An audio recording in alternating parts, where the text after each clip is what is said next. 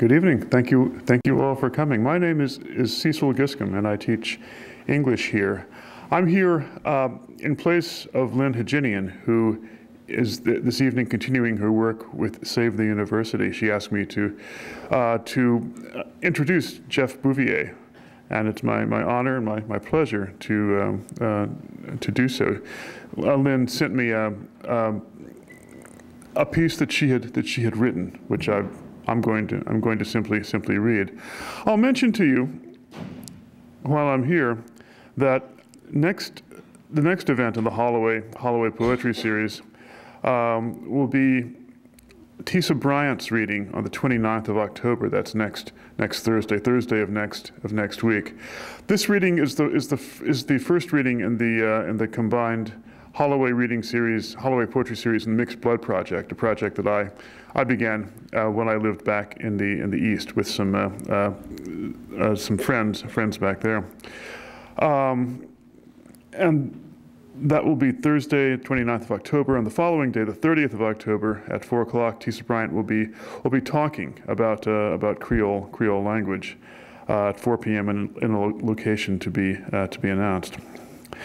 Tonight's event, though, is a very special one, and this is Lynn's statement. Tonight's event is a very special one, and not, strictly speaking, a part of the regular fall Holloway series at all. It is, as it were, the Holloway reading, in that the poet who will read his work to us tonight is the 2009 Roberta C. Holloway poet, Geoff Bouvier. Among the previous Holloway poets are such notable figures as Louise Gluck, Michael Palmer, Paul Muldoon, Yusef Komunyakaa, Anne Carson, and our own Robert Hass. This unique and prestigious lectureship came into existence in 1981 through a bequest given to the university by Roberta C. Holloway, who received her BA degree in English with honors from UC Berkeley in 1923, and her PhD in English here 22 years later in 1945. I would like to take this occasion to say something about the background to Roberta Holloway's bequest. As a poet, and in due course one with a PhD in English, it was her lifelong ambition to teach, even if only briefly, at her alma mater, UC Berkeley. This opportunity never came to Roberta Holloway. She spent her teaching years at San Jose State. But as she reached the end of her life, she was determined to make such an opportunity possible for other poets. She left what at the time was a generous but not astonishing amount of money to UC Berkeley's English department as a bequest to be devoted to bringing a poet for a semester to Berkeley to teach and enjoy the remarkable creative and intellectual culture of the English department's literary community. As required by the terms of the bequest, the committee supervising the lectureship was chaired by Josephine Miles for as long as she was an active faculty member. Josephine Miles, who died in 1985 at the age of 74, was the first woman to be tenured in Berkeley's English department. She was a nationally recognized and much honored poet whose work now has canonical status in the history of American poetry of the 20th century. And Lynn has included a poem by Josephine Miles called Fields of Learning. When we go out into the fields of learning, we go by a rough route, marked by colossal statues, Frankenstein's monsters, Ampak and the 704, aardvark, and deoxyribonucleic acid. They guard the way.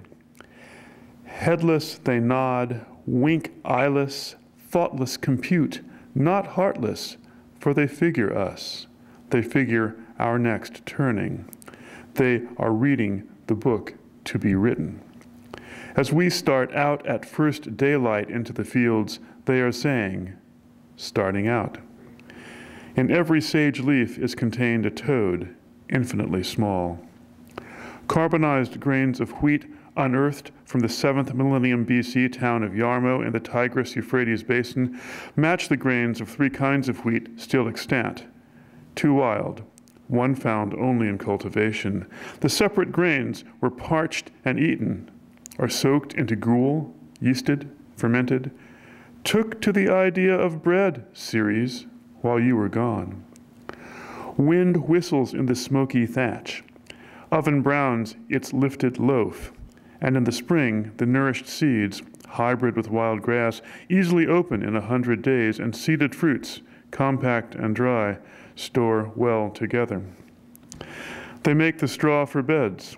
They ask the caring hand to sow, the resting foot to stay, to court the seasons.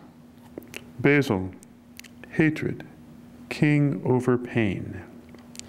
What did you do on the last day of day camp? First we did games, running around and playing. Then we did crafts, making things. Then we did nature, what goes on and on. Eventually, a number of boys have got big enough through all the hazards of drag racing, theft, and probation to start for junior college 2 transfers away, mysterious as Loch Ness.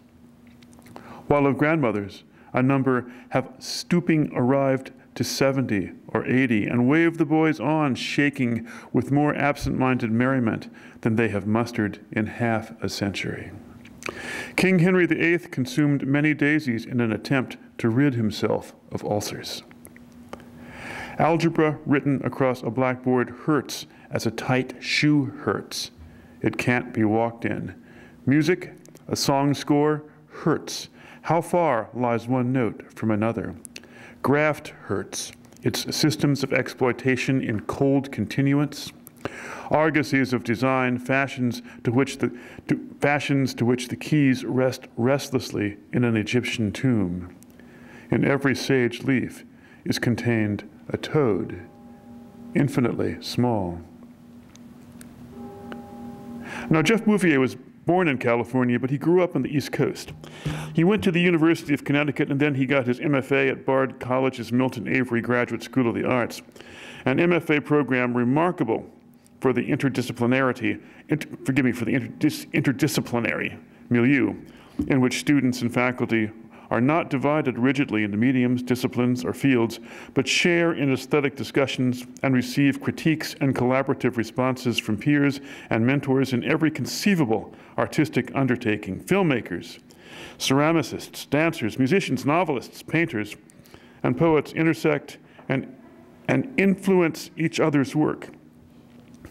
In my opinion, this experience, or range of differing experiences, has provided Geoff Bouvier's poetry with a capacity for heterogeneity, dynamic velocity, and what I suppose one might call muscle. This is robust work. It's edgy. It has what one might call street smarts, but I think of it more as scene smarts, since he has a powerful sense of situations, a sense of situatedness that compounds absolutely every thought and experience of contemporary Western persons and, if one is as an astute an observer, ultimately produces dislocation. Geoff in his poetry is not solely an observer, however. In fact, he isn't even principally an observer. He is a player in experiential life, and not a player who is simply going along with things. He doesn't like games. He has said, and here, if this were an essay, there would be a footnote saying, in conversation with Lynn Haginian. He has said that he doesn't like gimmicks. In an interview last year, he commented that poetry is, by definition, non-information driven. But just because it isn't driven by information, that doesn't mean that a poem has no responsibility. There should be nothing arbitrary in poems, nothing. Poems with arbitrary elements are as bad as poems with notes.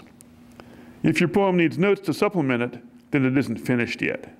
If your poem has unconsidered elements in it, then you need to go back and consider them. End quote. I hear this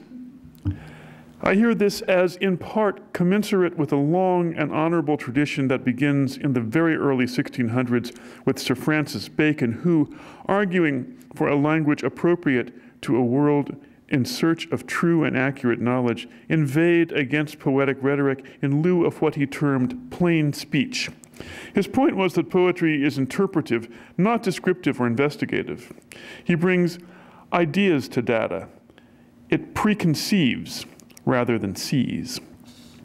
The tradition of plain speech is, several centuries later, that of Walt Whitman, William Carlos Williams, Allen Ginsberg, but Ginsberg was also writing in the tradition of William Blake, and so arguably was Whitman. An offshoot of the tradition of plain speech, then, is a bardic but democratic trajectory, visionary, down to earth. It is, not solely but partially, in this light that I read the first poem of Geoff Bouvier's Living Room. Living arrangement. Overnight, the slowly dripping faucet fills a bowl, brings a music to our dreams, and water for the morning. That two-sentence, anti-rhetorical, gimmickless, but experientially elaborate poem is written in prose, sort of. I'm not sure calling it prose is adequate or accurate. It is sentence-based rather than line-based. It is, indeed, unlineated. The turn away from gimmick in Geoff Bouvier's work is a turn away from verse prosody and a turn toward prose prosody, toward the semantic valences within sentences and between sentences. In the 2008 interview from which I quoted a moment ago, he says, "I want to see more prose virtues from American poets, not more information-driven, more narrative-based, or more prosaic poetry. In fact, just the opposite. But how can our poetry subvert information and narrative and the prosaic eye without using their own tools against them?" Living arrangement. Overnight, the slowly dripping faucet fills a bowl, brings a music to our dreams, and water for the morning. This is going to keep happening. Every different night, every different morning, producing ever different dynamic days. Geoff Bouvier's poems are, indeed, living arrangements. That's the statement from Lynn. I like Living Room because it's made of chunky lyrics, a genre that Geoff knows I have an affection for.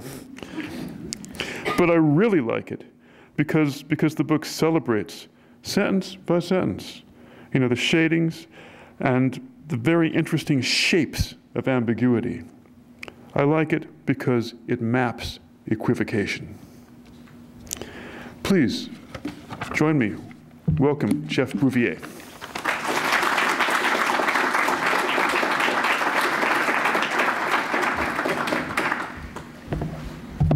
Thank you, Cecil. Thank you, everyone. Thank you, Lynn, in absentia. Thank you, Berkeley. Thanks to my students, because you guys are awesome. Best class I ever had. I shouldn't tell you that halfway through, I don't think. I'm going to read poems tonight from all four of my poetic projects over the last couple of years, starting with my book, Living Room, which is available here and by some snafu of ordering has only shown up in hard copy, but for soft cover price. What a bargain. You won't find the likes of that bargain anywhere else, I'd say. I'm going to read some pieces from Living Room, and then I'll kind of introduce each of the next little sections as I get to them. And then I guess we're going to do a question and answer session after the reading. And if you could tell from the quotes in the intro, I like talking about this stuff. So store up your questions. I look forward to that. I'll start with a piece called Reinterpreting the Signs. Private property? No. Fishing allowed. I'll read that again. Reinterpreting the signs. Private property? No. Fishing allowed. This is kind of my poetic in miniature.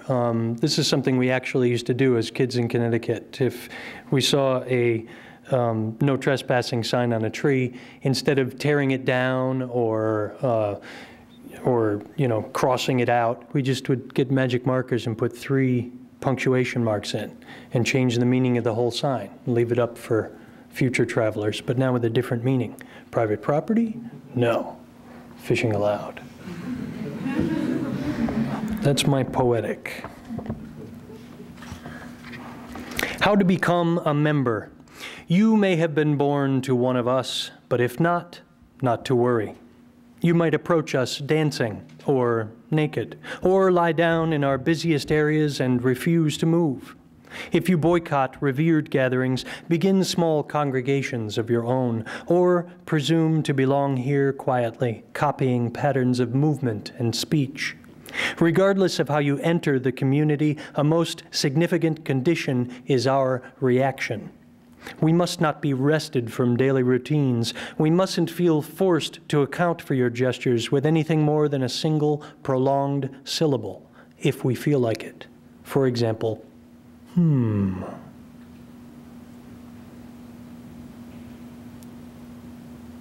always wonder at the appropriate response to a poem at a poetry reading. If you feel inspired to laugh, you laugh. If you want to, there's the golf clap or the beatnik snap. But what do you do, when at the end of a poem? I think perfectly viable response is the sound of contemplation, which sounds like it's a good response. It's all right. Or A happy hour. After a day or a few hours of good work done, upon the completion of a difficult effort that felt rewarding in the doing, when it might serve one better to celebrate and forget and then retire to a bed to rest for the next day's good works, instead, some of us look back too soon over what it is that we've done. Just a peek, I tell myself, a peek at least, but this progresses from a peek into a glimpse and onward to a glance until I lose myself in a stare of unlimited scrutiny, which of course enhances the cracks and spaces and imperfections in things and eventually expresses how a work of once epic-seeming proportions, like the building of a spacious, sturdy house, for example, could in fact be very small. The building of a small wall, and not a whole small wall, really just a half a wall and not even a sturdy one, which, if I hadn't looked, might have remained a spacious, finished house to me and helped me find shelter and sleep better.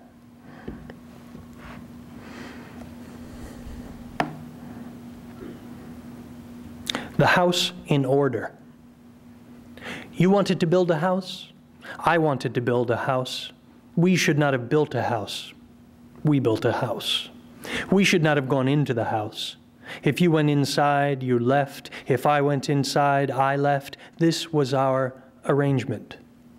You put dreams inside the house. There was you in golden clothes and rosy colors in the dreams, also in the house.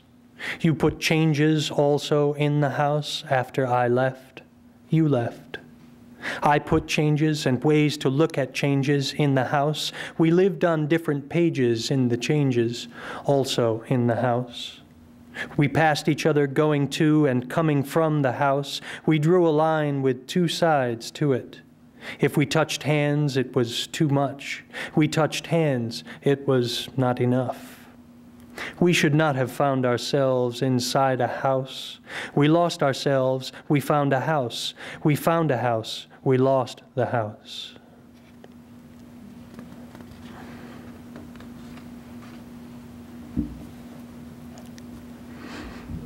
A study of the common thing.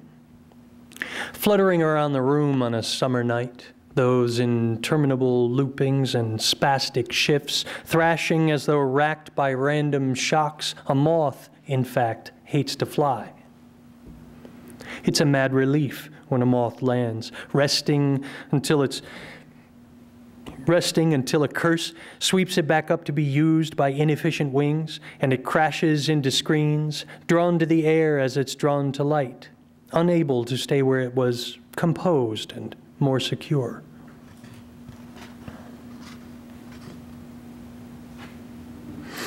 So these are all prose poems. They all look like prose on the page, little boxes of text with paragraphs and sentences with capital letters and periods. And I've carried that program through my book into my subsequent projects. This next little, I think I've got 5 pieces from a manuscript I am calling Spoken Records, which is more or less little vignettes from a human past, not necessarily my past, but that come together and kind of make a whole picture of people, male, female, doesn't matter. This will give you a sense of it. This is called Sprouts. I made you a sandwich, roast beef, but you told me it needed sprouts. Go out and grow some sprouts, you said. Grow some sprouts? So I put on my new running shoes, because of course my new running shoes were in my dream, and I ran to a farmer's market where they had some sprouts. And when I got back, you'd already eaten the sandwich. It was good without sprouts, you said.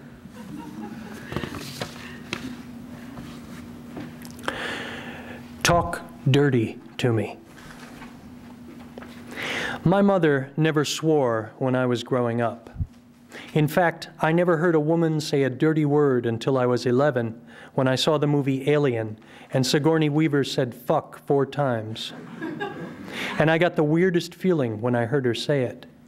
It was something I'd never felt before. So then I figured out a way to have my babysitter say some swear words. She was this 16-year-old girl, and we used to read song lyrics to each other when she'd come over. So I found these songs with swear words in them, and I had her read them. And I kept getting this weird, naughty, turned-on kind of feeling. I didn't understand it at the time, but I think that was my first sexual experience, hearing women say dirty words.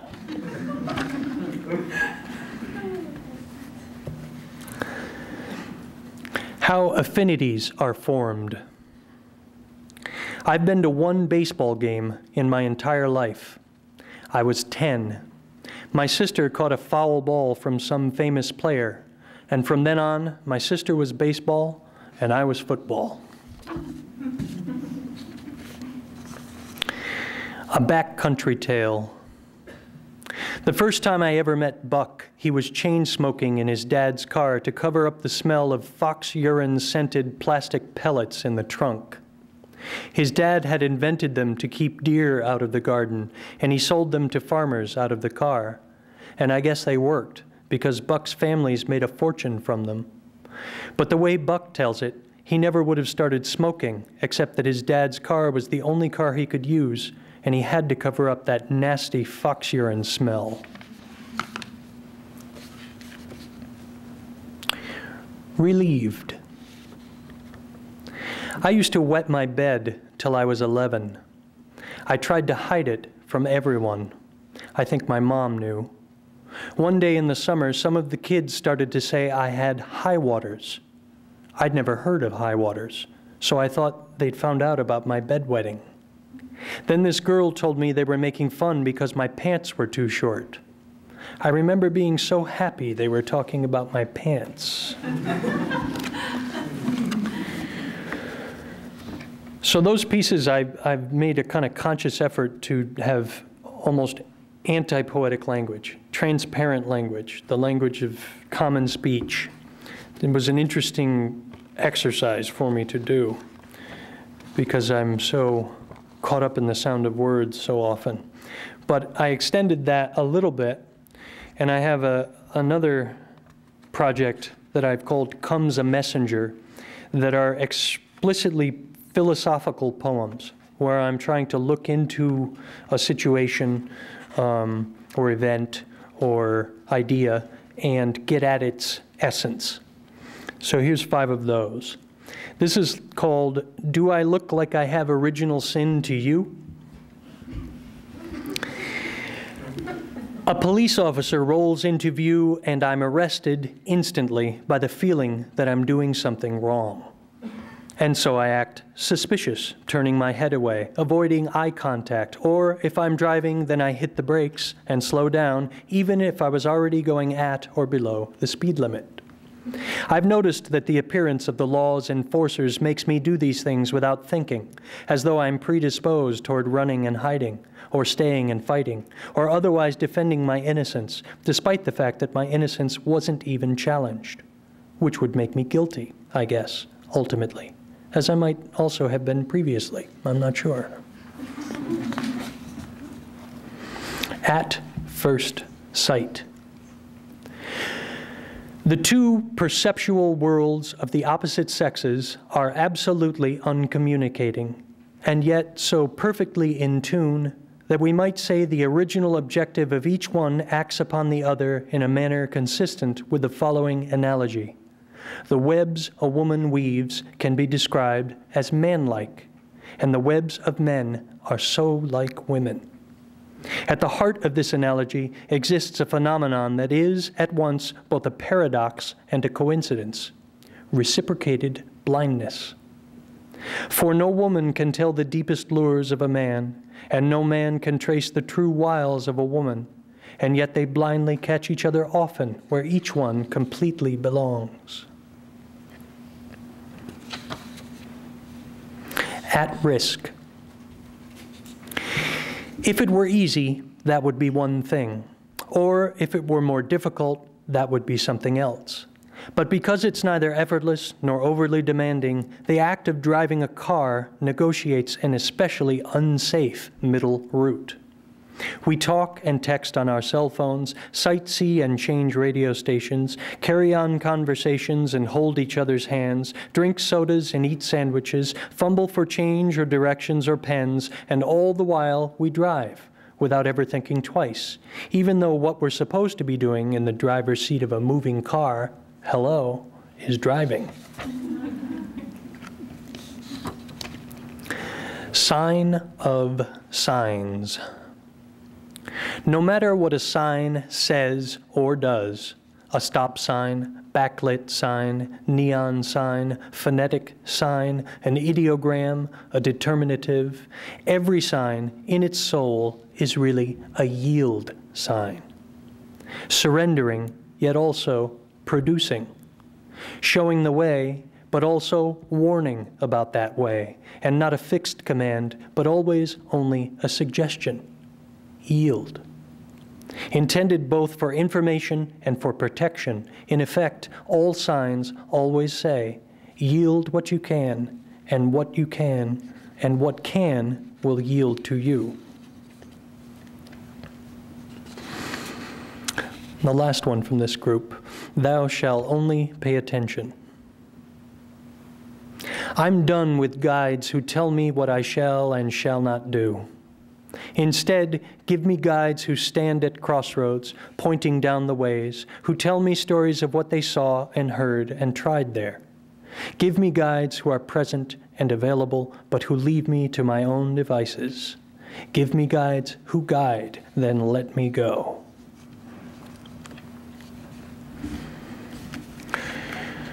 So, you got my living room, my spoken records, my philosophies, and this last bunch of work is from Glass Harmonica, which is going to be my second book, coming out from Quale Press in a couple of years. This is the most musical I've ever tried to get in my prose poetry.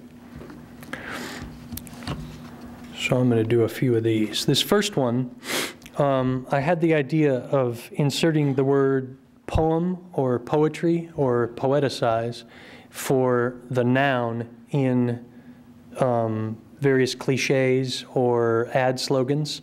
And after thinking of one or two of them, and then three or four, and realizing they kind of worked, then I arranged them and made a poem. This is called WWPD. What would poetry do? Well, here's some more fine poetry you've gotten us into. It's a poem, honest. Sometimes it's hard to see what all the poetry's about, as poetry would have it. I poeticize, therefore I am. I've never met a poem I didn't like. Poetry adds life. Poems are forever. Poetry tries harder. Poetry wants you. Give poems a chance. You're in good hands with poetry. A poem a day helps you work, rest, and play. It's poetry time. Reach out and poeticize someone. Don't leave home without poems. Have a break. Have a poem. I can't believe it's not poetry. This is your brain on poetry. When in poems, you do as the poetry does. Poetry never sleeps. Poetry will tell. Poems speak louder than words. Just say poetry. Got poetry? A fool and his poems are soon parted. Sometimes you feel like a poem, sometimes you don't. You're barking up the wrong poem. This is only the tip of the poem. Look what the poem dragged in, just in the nick of poetry. Sitting there like a bump on a poem, poetry happens. It takes a tough person to make a tender poem. Let's cut to the poetry. Ask not what a poem can do for you, but what you can do for poetry. Let sleeping poems lie. Keep everything at poem's length. Put your best poems forward. One good poem deserves another. Poetry is everywhere you want to be. May poetry be at your back, like a poem in a china shop. There's more here than meets the poem. Poetry's in the details. Sometimes you can't put your poetry on it. Never underestimate the power of a poem. Poetry is the answer. Poetry, take me away to poetry and beyond.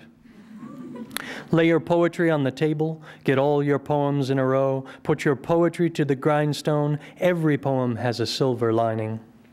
Someday my poem will come. I'd walk a mile for a poem. Home is where the poetry is. Happier than a word in a poem. Happy go poetry. In poems we trust.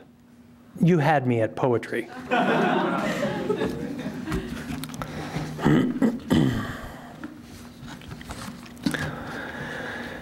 Lost Prophet's Song. Call us qualms, we want new psalms. Our ears are to shells, the shells are to the ground, but it's ground, ground, all the way down. We're qualms, to us the world's a maelstrom tossing niceties, indiscriminately and more precisely. From foot to foot we shift to apocalypse, recovery. Are those lives we've led? Each of us expects to end up pretty dead. We think the meantime takes up what? Slack? For distraction we define our physique. Descended from condemning lines of qualms, we're slight. Simple variations on allotted vocabularies. Our position becomes this, perfectly stationary. That's qualm. Made of pain and bad fight. Instead of the pain part, we follow the loudest advice. Can't see what it means, but what it says seems right. There's a name to fortify, yet remedy. It's qualm at podium sonority. Our fury is boredom fury. Who wants to make $1 million bet? Postponement is what we've got left.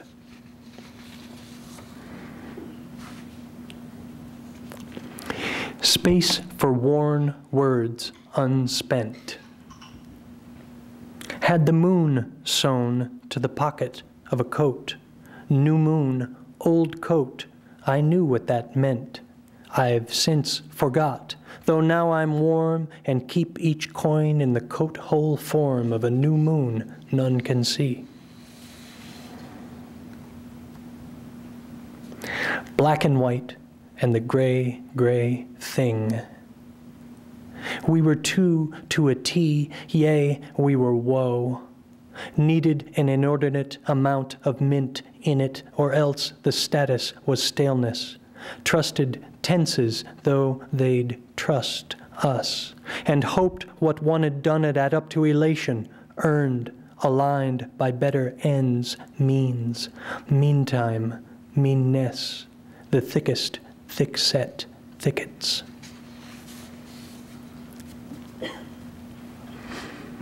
I'm like an irate pirate It's like this. Love acquired and requited acquitted us. In fits and starts and free to stall, we fell to raising complex edifices. What ho! That garden had variety, even periodic shore-marshaled whooshes echoing off bluffs. We could have stopped traffic. Instead, we chased ducks.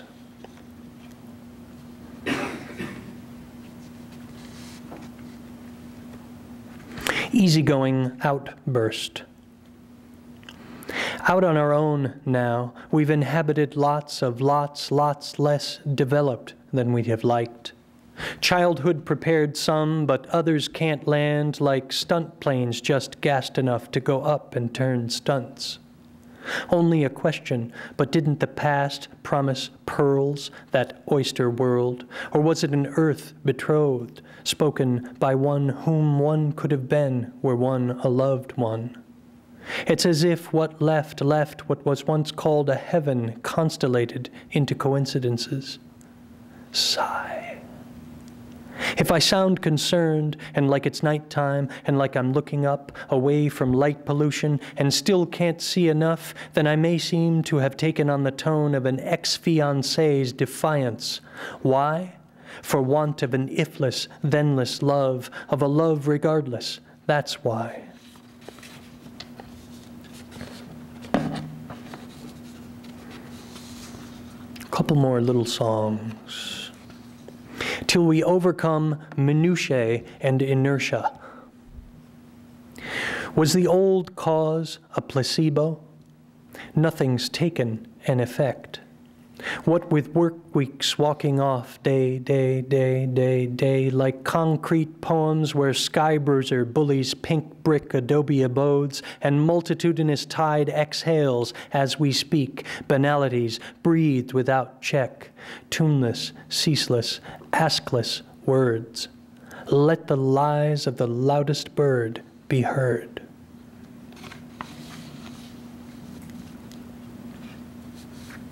Were they wrong about the rock's song? When waves have ground them into grating each other in the face of overwhelmingly upsweeping assertions, the ones between the shores and the oceans, wouldn't it be lively things rocks sing? Other theories abound, but only animated stones make sound.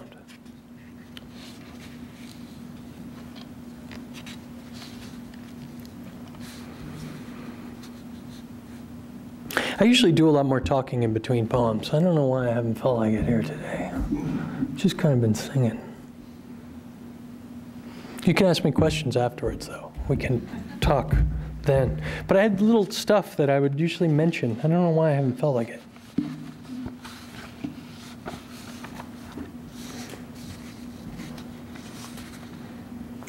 Maybe we'll edit out that last 20 seconds, too, and I don't know.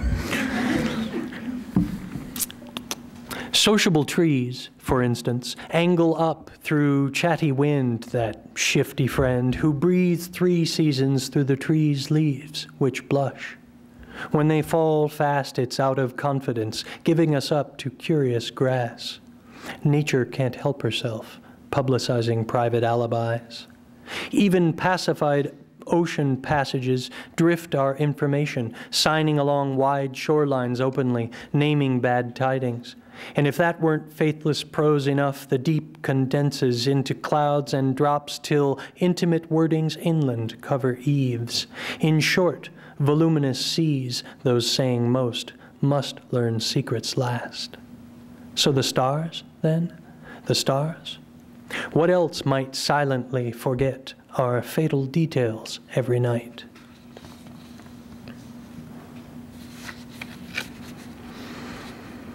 Here's a prose villanelle, poetic form of repeating lines with a rhyme scheme, but still looking like prose, acting like prose. This is called refining villanelle. When you converse with cultured repose, the impulse arises to babble or drone, but we settle on speaking appropriate prose. Rough mouths and jaded edges persist in some facts of society's form, though people converse with cultured repose.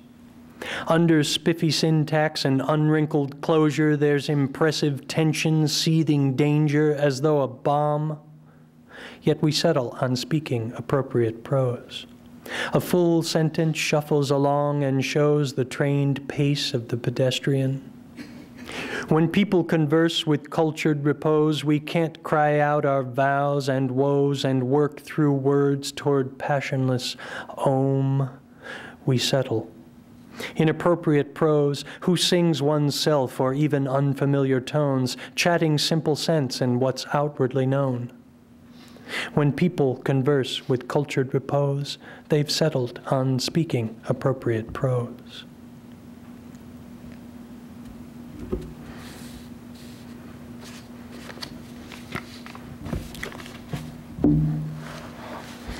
What do you think? One or two more? Are we feeling good? Couple? I'll go back to the book, back to living room here. In my making of poems, I very seldom start with some preconceived idea of what to write about. I'm much more often just start writing stuff and then will discover that I'm writing about something. And that'll often set me up for future editing sessions where I'll go back into a site, into a poem, and now I do know what I'm writing about, and I'll do a more considered kind of editing and shaping. And I've got a few pieces in this book that ended up being portraits of family members. And I'll read, there's 4 of us, so I've got one for my sister and one for each of my parents. I'll read these pieces now. My sister's poem is called Keep Writing. On the white sink, Courtney's lost hairs curl into cursive J's, C's, and 9s. Most days they don't seem to, but today they do try to spell her something. Something in the wind outdoors, too, is seeking significance. It has to do with the insistent standing out quality of flags, that pointed whip of things which are tied at one end only, the way hats scoot ahead of their former wearers, who, bending, are chasing them. It's funny to Courtney that her lost hairs would doodle at all, much less write things of significance, especially after leaving her head for the white sink, for other exterior spaces. Most days she isn't, but today she is, bent over, reading them. My father's poem is called Builder of a Life. As you sit, doing nothing, the remote control goes in your hand and fluorescent light lands on the slackened surfaces of you. There's no race you're in. There's nothing more to win. All is fullness and allowance of the spirit. You sit and sink into the sofa, and your lids rest over your eyes. Not your mind or the channel changes anymore. Yourself are heaven, your own escape. The water in the glass by your raised feet has begun to condense. Dust in the room mingles with the hair on your legs, and your inches of exposed belly heave. And then you change the channel and he wakes up. And my mom's poem, The Late Stages of a Housewife. Death is not a presence until it will never be again, which is true of most instances that sift away behind memories to darkly govern us. I have a beautiful new kitchen. I spend my time in baking to distraction. My husband meets me there, on the other side of the house, with a book and a gin that looks like tall ice water. Waiting is what's consuming, like the kind I've been doing for my life to come around. Only the kids visit now and then, and I'm otherwise undiscovered. It's like the more I touch things, the more film we leave on each other, so that now I can't touch things. It's all just film on film. I hope I've said nothing recently about death. I have finished a sheet of sugary, thick cookies.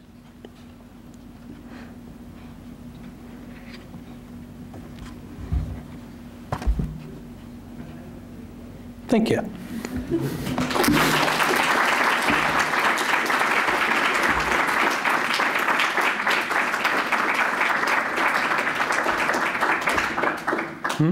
Nicely done. Thank you, sir. You gonna moderate? I'm a moderate. Yeah. Nice. As previously mentioned, Geoff has agreed to, I won't say answer, I'll say respond. Respond to your questions, your concerns about the work, and we'll see where the discussion goes. There is a reception waiting for all of us. So, Professor Shopton. Question about humor is one of the most engaging features of your poetry. I grew up with Mark Twain, and for Twain, humor was kind of truth-seeking device. And I just wondered for you what the relation between humor and truth is. I feel you, want to put it this way, I feel that you trust humor. Boy, that puts me on the spot too. I just had a one of my students comes by today and says, humor in poetry, you know, what do you think about it? And I had the same, like, wow, you know, we're going to do a salon at the Miles House in November with Rachel Loden, who's a very funny poet, and she's going to tell us about humor in poetry. So now I've said all that hoping that some other thought would come into my head. Ready? You know, it is, when I said earlier, like the response, how do you respond to a poem at a poetry reading? It's, you know, there's the poem that garners spontaneous applause, rare. There's the poem that makes you cry. I don't usually go for that heartstring so much. And I guess, kind of knowing how to get a laugh is a sure way to feel a proximity to your audience, I guess. And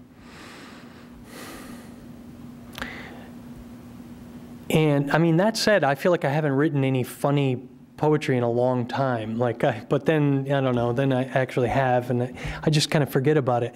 I mean, I had a lot of comedian friends in San Diego when I worked right up the street from the Comedy Store. And these were the most troubled people I had ever hung out with, and yet they were always hilarious because they would take these horrible things going on in their life and turn them and make them funny, or they'd see the humor in them. So I guess, I don't know, maybe it's something that kind of comes to you, maybe comes to you naturally to find the humor in it. But I don't know, I don't really have anything high-flown to say about humor. I've never really thought about it in some critical mode. So thanks for setting me up to sound real dumb right off the bat, because I can't get any worse than that. In short, I don't know.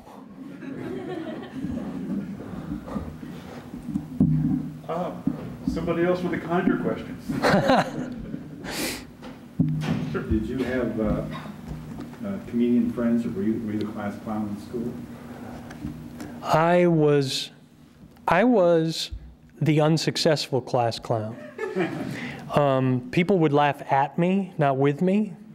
Always very awkward. I think it was about learning to turn that around and get the laughs with you. I think maybe that is part of it. Boy, now you're making me wonder if there's some formative event that I could actually lay my memory on where I realized I could get a laugh that I intended instead of, you know, those laughs like where people were laughing at you all the time. I got to think about that. Sure. You mentioned that you've been working on some philosophical poems, and you had a lot of poems that had humor in them. you have a forthcoming musical book, and I was wondering, what are you working with now? A long poem. I go, I haven't tried to write a long poem since I was an undergrad, I think. And I've had this happy circumstance lately that every time I sit down to write, whatever I'm writing seems to funnel right into this larger work. And the overriding question in the long poem is, what is the value of experience? I think when I was younger, I thought if I went and did all this stuff, I would sow my oats and be able to settle down. And instead, doing all this stuff has just whet my appetite for doing all this stuff.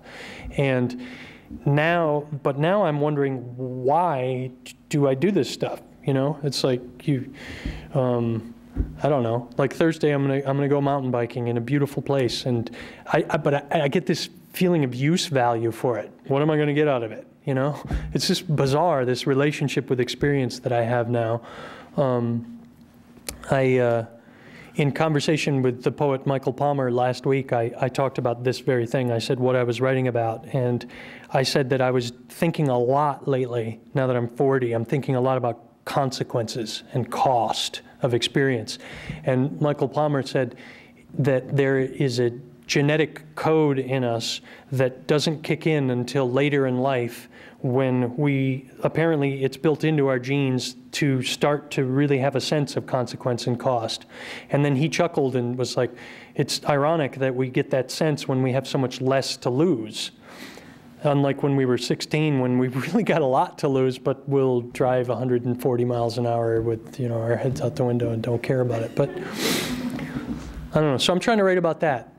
What's the nature of experience? If I fly over Kansas, can I say I've been to Kansas? If I read about a tsunami and I have 90 degrees of separation to that, did it happen to me any less than the bike ride that I actually went on last week? And if so, how? What is the difference between involvement and observation? I think of the old joke about the for breakfast, if you have eggs and bacon, the chicken is involved, the pig is committed.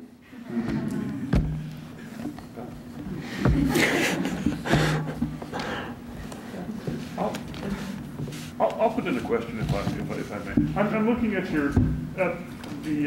this 2008 interview, which I received last night. You said, I want to see more prose virtues from American poets.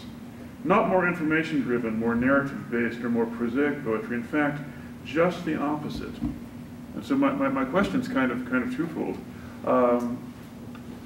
What do you want to see?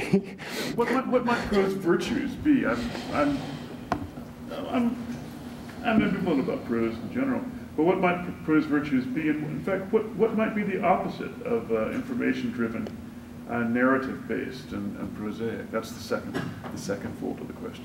I like that opposite, the opposite of those things. Well, the way I think of the program that I've kind of taken on consciously, and that I in these interviews I talk about, like wanting to see talented writers take on as well, is I guess you say the uses of prose nowadays taken on in a kind of a satirical way, or where poets can get inside those uses and turn them perniciously against themselves. And the major uses of prose today are, you know, commodification for selling things, sound bites of information, the way a piece of prose seems to be less intimidating than a piece of poetry to your average reader. The way pieces of, you know, I haven't found yet a good essay about expository writing, where that even comes from. You know, it dates back, I guess, to maybe Descartes, or around that time when the thinkers of the time were saying that this was the way to package information to make it clear for people. It exposes information. And I just love how that expository writing question is never really broached. I'm talking in it right now, in a sense, an expository prose. We read it in every newspaper, in every magazine. It's pervasive. And I would just love to see more poets go inside that and start pouring acid on the joints and unscrewing the screws halfway so that when the next people come along, the thing can just kind of fall apart. Deconstruct exposition. But subtly, and yeah, because I mean, I like the ones who do it unsubtly, like just erasure poetry or the kind of, cut up poetry, concrete, stuff that just throws right in the face of convention. But I'm much more about kind of sneaking in the back door, going unnoticed, and then, if you're in tune, you start to realize like, oh wow, the verbs aren't doing what verbs are supposed to do anymore in these pieces, or the words are spelled a little wrong even. There's some orthography going on. Like, so there's a lot of virtues within expository writing, but I'd love to see them turned against themselves by the ones who are most naturally, predisposed to do it, poets. Okay. Very good. Will that be like a way-making? Will that open up material for other poetry, or will it be performing a violence on some sort of like authority language thing? What will be happening? What's the point? Both, you'd hope. I mean, I kind of see that one can only go in one direction so far. You make a white painting, you got a white painting. You can't get any whiter than a white painting. You've gone that as far as you can in that direction. Poetry has gone pretty far into the frontiers of, whatever you want to say, nonsense and, or, stretching the bounds of language. And prose has kind of stultified, has kind of solidified into this meaning-bearing, information-driven, non-self-aware writing on this end of things.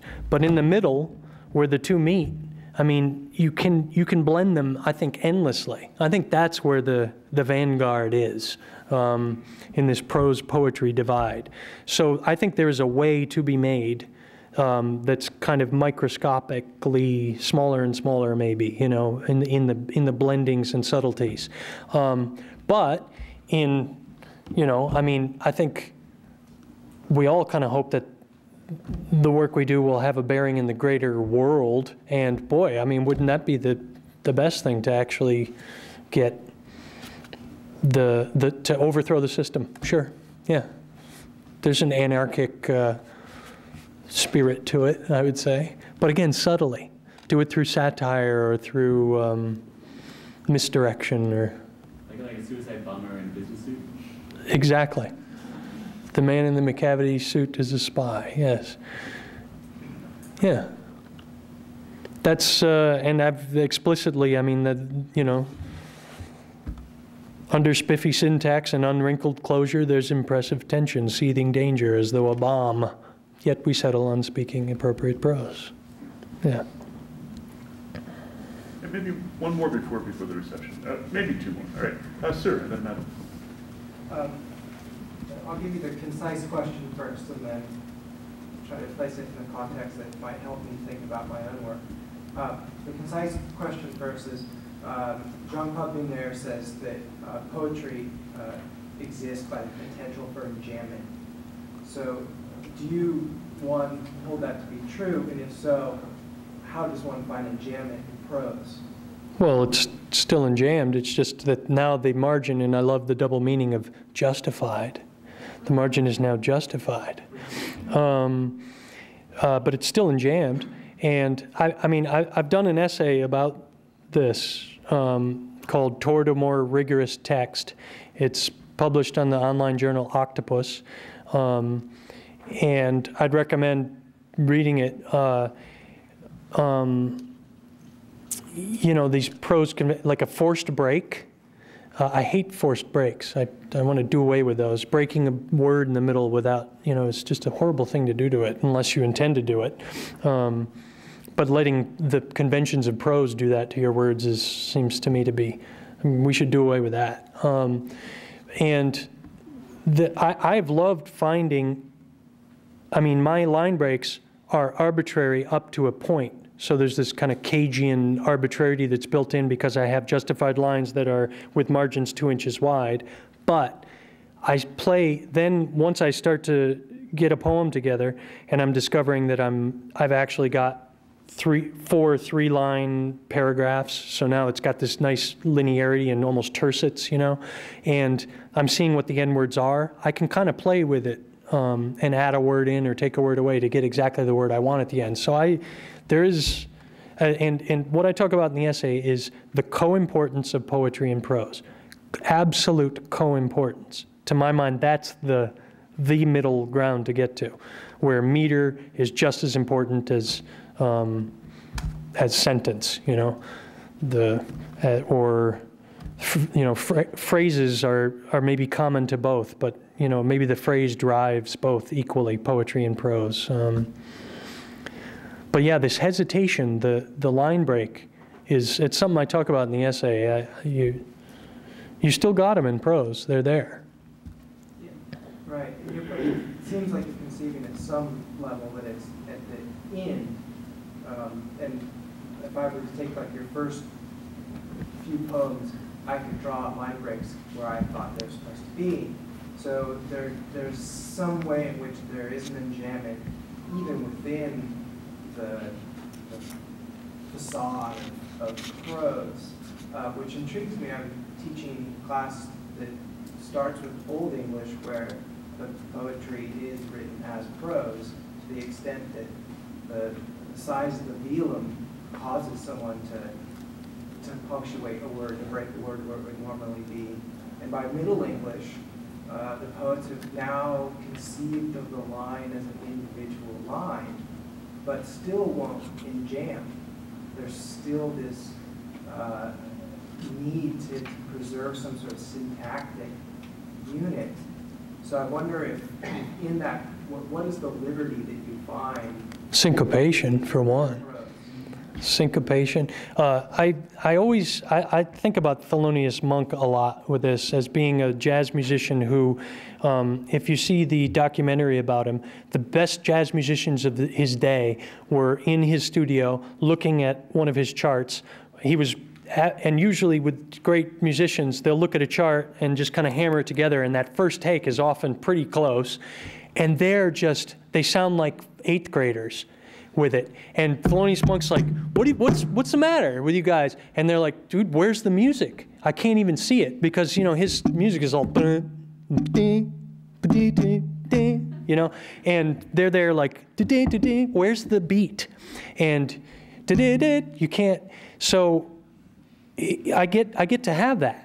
You know, the poetry's within it, and you get to syncopate. I talk in this essay about a kind of trans-editing, writing lineated poetry and then transcribing it into prose, or taking prose and transcribing it into poetry. And in doing that and changing it back or whatever, you come upon word choices or torque. You get a sense of rhythms. It's really informative, I think, to do with one's own work. And then you can always change it back to whatever you want. But this is all about, and I'm always, my thing from a young age has been, when in doubt, both. I want my cake and I want to eat it too. Now, if the trick to that is eating crumbs, you know, enjoying crumbs, that's so be it. But you got to figure out a way to have both. Everybody can win. That's Yogi Berra. When you come to a fork in the road, take it. And the last question from this lady here, and then we'll... Okay, Geoff. Okay, I had a previous teacher who said, you know you're done editing a poem when any more editing would do violence to it. And then John Leach just said he knows his poem is finished because it's ear-driven.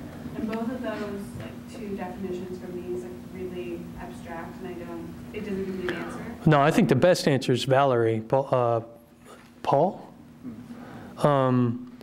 Poems are never finished, only abandoned. That's much more accurate. I'm still, truth be told, you know, I've got little marks in my book here for poems in it, like, That's why there's publication, so that we can stop working on these things. That's it. It solidifies somewhat, you know. Let us abandon this room and move down the hall to the English Mountains. Thank you, Geoff. Thank you. Thank you.